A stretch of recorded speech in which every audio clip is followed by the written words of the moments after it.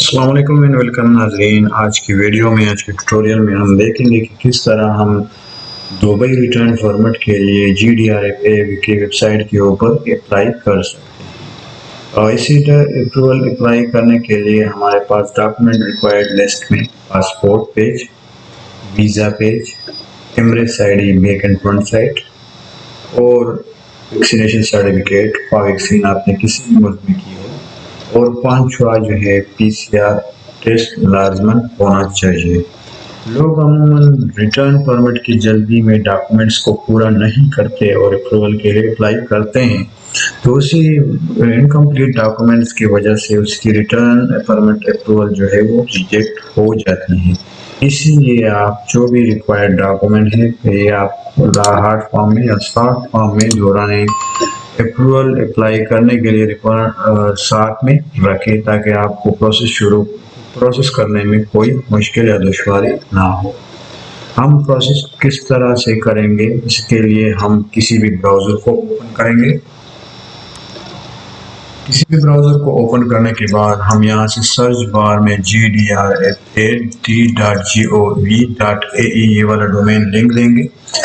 ये वाला domain link देने के बाद हमारे पास अरबी में ये पेज खुल जाएगा। हम अपनी ज़रूरत के मुताबिक यहाँ से इंग्लिश में इसको कन्वर्ट कर लेंगे। फिर यहाँ से ई सर्विसेज और ई सर्विसेज में return format for residents outside UAE इस स्टेप के ऊपर क्लिक कर लेंगे। यहाँ से हमारे पास एप्लीकेशन डिटेल्स में सबसे पहले जो है एप्लीकेंट सर्च आ जाएगा। जो इस बंदे के लिए, जिस एप्लीकेंट के लिए आप अप्रूवल्स अप्लाई करना चाहते हो, वही उसी बंदे का रेजिडेंस नंबर दे दो। जो वीज़ा पेज होता है, वीज़ा नंबर होता है, वही दे दो। और उसके बाद उसकी नेशनलिटी कौन सी है, पाकिस्तान, अफगानिस्तान, इंडिया, श्रीलंका, जो भी है वही आप सेलेक्ट कर लो। उसके बाद उसकी जो डेट ऑफ बर्थ है, ईयर ऑफ बर्थ है, वही दे दो।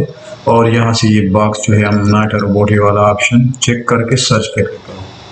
सर्च पे क्लिक करने के बाद हमारे पास ये वाला पेज खुल जाएगा जिसमें एप्लीकेशन इंफॉर्मेशन होगी, एप्लीकेंट इंफॉर्मेशन होगी। और इस एप्लीकेंट इंफॉर्मेशन को एक नज़र देखने के बाद फिर हम जो मज़ीद रिक्वायर्ड चीज़ें हैं वो पूरा करेंगे। मज़ीद रिक्वायर्ड डेटा में ट्रेवल इंफॉर्मेशन, बंदा कहाँ से ट्रेवल कर रहा है, मिसाल के तौर पर वो पाकिस्तान से ट्रेवल कर रहा है, ये चेक सेलेक्ट कर लेंगे। कौन से एयरपोर्ट पे आ रहा है, दुबई इंटरनेशनल एयरपोर्ट पे आ रहा है या मखदूम एयरपोर्ट पे आ रहा है, तो मैं दुबई इंटरनेशनल एयरपोर्ट मैंने सेलेक्ट किया। बदले इसमें मैं देखूँ बाकी एयरपोर्ट्स मौजूद भी नहीं है।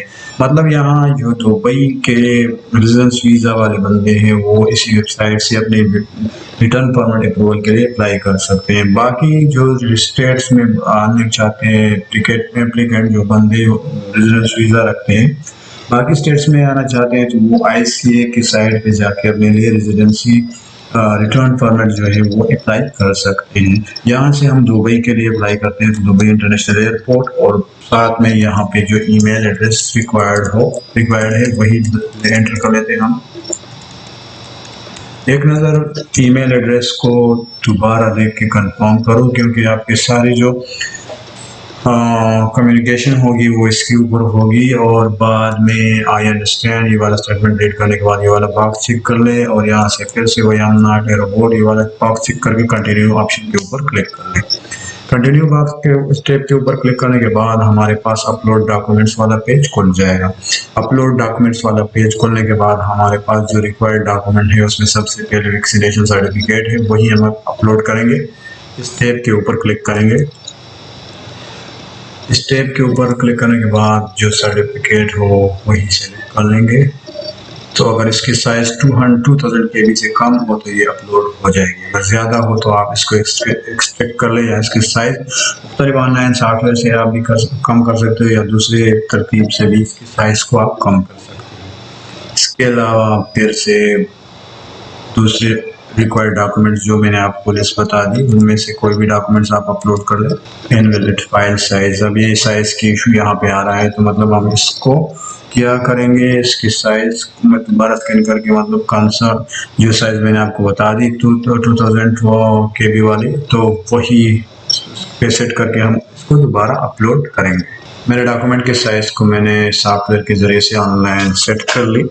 अगर आप लोग भी इस साइज़ को चेंज करने के बारे में सीखना चाहते हो तो मैं डिस्क्रिप्शन में लिंक डाल देता हूँ, या लिंक मैंने ऑलरेडी डाली होगी, आप देख ले और वहाँ से मतलब उसी तरतीब से आप अपने डॉक्यूमेंट के साइज को सेट कर सकते हो।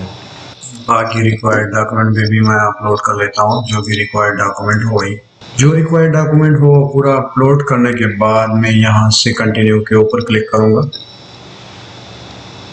कंटिन्यू के ऊपर क्लिक करने के बाद आपकी जो फीस एंड पेमेंट वाली डिटेल है वही सेक्शन आ जाएगा। इसी सेक्शन में क्या है, ये जो सर्विस है इसकी कोई चार्जेस नहीं है, ये फ्री ऑफ कॉस्ट है। सही है। और ये देख लेंगे प्राइस 00 दिखाया गया है। और यहाँ से फिर आप क्या कर ले, पोस्ट कर ले। ये देख लें सब मेरे सक्सेसफुली सबमिट हो गया। जो रिक्वायर्ड डॉक्यूमेंट्स हैं उसके लिस्ट भी यहाँ पे दिखाई दे रहा है। इसी तरतीब से आप रिटर्न फॉर्मेट जो रेजिडेंट्स आउटसाइड यूएई है वो अपने रिटर्न फॉर्मेट के लिए अप्लाई कर सकते हैं।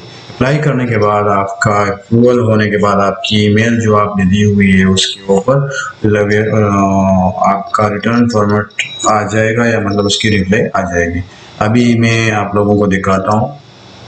ये देख लें मेरे साथ चंद सेकंडों के अंदर, मतलब 1 मिनट के अंदर अंदर मेरे पास जो रिटर्न फॉर्मेट अप्रूवल है वो आ गया।